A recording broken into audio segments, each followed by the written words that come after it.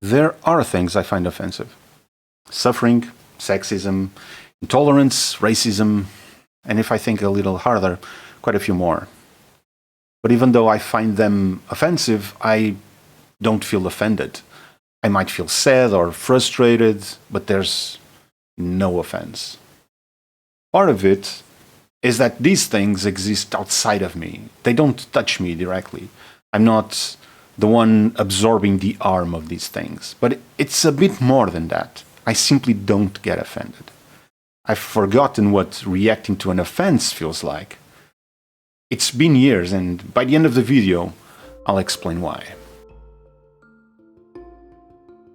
I am aware I'm something of an outlier. People get offended by almost everything. An ad campaign, someone cutting them off in traffic, a tweet. 280 characters, and somehow that's enough. It happens over everything, and quite often, nothing. And increasingly, people get offended not on their own behalf, but on behalf of others. A kind of borrowed outrage that seems less about someone being harmed and more about saying we care about it. But there's a question that almost always gets skipped. Offensive to whom and why? Those two questions matter more than people give them credit for. In my experience, when you push on them, the answer is usually something like, well, you know how it is, someone might take it badly. But someone who? Normally no one in particular, and when it's someone specific or a group of people, they are rarely as offended as assumed. Let's take the why seriously. Why does something offend you? Usually because it collides with something you believe, something you identify with, or something you hold as true. That's not external, that's internal. And if the trigger lives inside you, the question who answers itself. The offense belongs to the person who feels it. That's my view, and I know it's not a popular one. If it's hard to accept it, it's because you are on the side of the offended, and rightfully so. But try the other side for a moment. Put yourself in the shoes of someone who offends. Imagine that you are the person saying it. Here are some statements that are genuinely deeply offensive to a significant portion of humanity.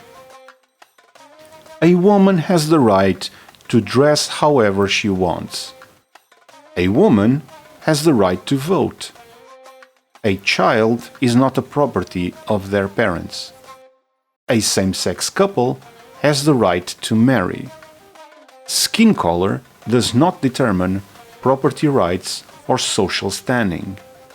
The universe is 13.8 billion years old. We are primates, and our closest relative is the chimpanzee. Hard to believe, at least in my circle, and yet people are dying today because of some of these lines. If after this you still think the responsibility lies with the speaker, answer me this. If you say one of these things and someone takes offense, what control do you have over that?